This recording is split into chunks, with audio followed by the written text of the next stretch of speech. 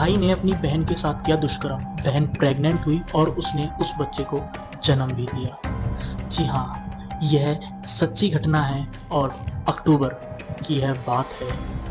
एक परिवार रहा करता था किराए पे, जिसमें वह बच्ची, उसके पिता, उसकी माता और उसकी छोटी बहन रहा करती थी। अब भाई कहाँ से आया वह भी बताऊंगा। जिस मकान में वह किराए पे रहा करते थे, उसी मकान के मालिक का वह बेटा था, जिसे वह लड़की भाई भाई कहकर बुलाती थी। उसकी माँ उसे बहुत समझाती कि मुझे यह लड़का सही नहीं लगता है, तुम इससे दूर रहा करो, इसके नज़दीक ना जाया करो। परंतु वह भाई के प्रेम में इतना खो गई थी कि उसे उस पर शक और गलत निगाहों से वह उसे देख ही नहीं पा रही थी। वह सोचती थी माँ है, ऐसे ही कहती रहती है, परंतु माँ सही कहती थी। बात है दोपहर की, जब वह लड़की स्कूल से घर आई। उसका परिवार एक शादी में गया हुआ था। वह बच्ची को नहीं ले गए क्योंकि उसके पेपर चल रहे थे। पिता, माता और छोटी बच्ची तीनों एक शादी में बाहर कहीं गए हुए थे, जो कि 3 दिन के लिए गए थे। बच्ची घर पर अकेली थी। वह स्कूल से आकर और ड्रेस चेंज कर बेड पे लेटी ही थी। उस मकान मालिक के लड़के ने इसका फायदा उठाते हुए गेट खटखटाया।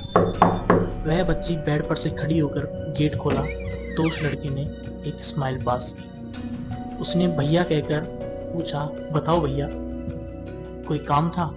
उसने कहा, हाँ, चाय बना लाओ, मुझे चाय पीनी है। वह जैसे ही चाय बनाने के लिए रसोई में गई, उस लड़के ने अंदर से गेट की कुंडी लगा ली और रसोई में जाकर उसका हाथ कस के पकड़ लिया और कहने लगा, मैं तुमसे बहुत ज़्यादा प्यार करता हूँ, तुम मुझसे शादी कर लो। लड़की कुछ सोच नहीं पाई और बहुत ज़्यादा घबरा गई। वह कुछ बोलती उसी से पहले उस लड़के ने एकदम से उसे टाइट कस कर पकड़ लिया।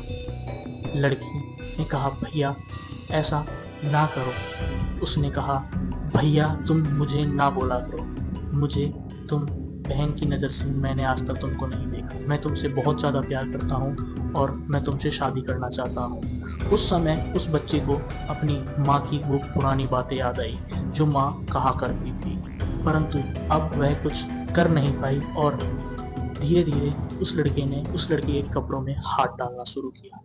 लड़की घबराई हुई भैया से बोली, भैया प्लीज़ मुझे छोड़ दो, प्लीज़ मुझे छोड़ दो। परंतु वह भैया हैवानियत की सारी हदें पार कर चुका था।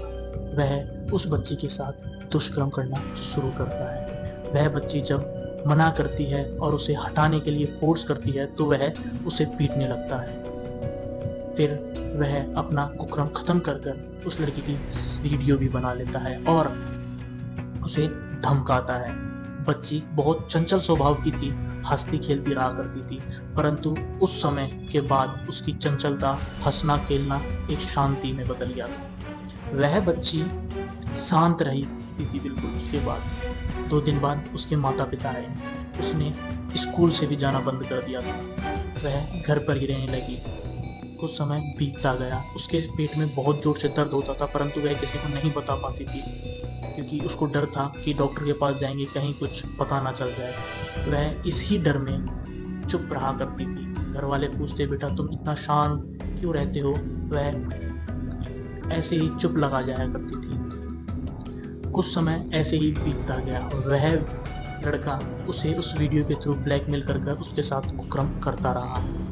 समय बीतने के बाद एक दिन रात को उसके पेट में बहुत जोर से दर्द स्टार्ट हुआ।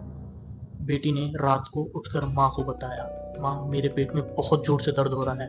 उससे वह दर्द कंट्रोल नहीं करा जा रहा था। अब आप समझ सकते हो, वह इतने टाइम से उस दर्द को सहन करती थी, परंतु इतना ज़्यादा दर्द हो गया कि उसे घर पर बताना ही पड़ा। रात को पिता उसे डॉक्टर के पास लेकर भगे। जैसे ही उसे डॉक्टर के पास लेके गए, डॉक्टर ने चेकअप में बताया, आपकी बच्ची 8 महीने की प्रेग्नेंट है। पिता और माँ कुछ नहीं सोचा और उसे वहीं पीटने लग गए और कहा डॉक्टर से, आप इसका अबॉर्शन कर दो। लेकिन डॉक्टर ने कहा 8 महीने का बच्चा है, अबॉर्शन नहीं हो पाएगा, इसकी डिलीवरी ही होगी। उसके बाद उसने घर पर जाकर सारी बातें बताई। माँ और पिता पुलिस स्टेशन गए, रिपोर्ट लिखवाई और उस लड़के को जेल हुई। लड़की ने उस बच्चे को जन्म दिया, एक गुड़िया पैदा हुई जिसको अनाथ आश्रम में छोड़ दिया गया और उस बच्ची की कहीं शादी करा दी, बाल विवाह कराकर उसे उसके ससुराल भेज दिया गया। तो हर किसी पे विश्वास ना करो। ये जो बाहर के भैया होते हैं, बहुत कम ऐसे होंगे जो तुम्हें गलत निगाह से नहीं देखें। वह सिर्फ मौका तलाशते हैं कि कब ऐसा मौका मिले, कब हम इसे दबोचें। तो हमारी इस स्टोरी को अगर आपको देखकर कोई सीख मिली हो, कुछ समझ आया हो, तो इस वीडियो को लाइक करें और कमेंट करें, शेयर करें, सब्सक्राइब जरूर कर ले हमारे चैनल को। अगर आप YouTube पर देख रहे हैं, अगर आप Facebook पर देख रहे हैं तो फॉलो करें और शेयर करें।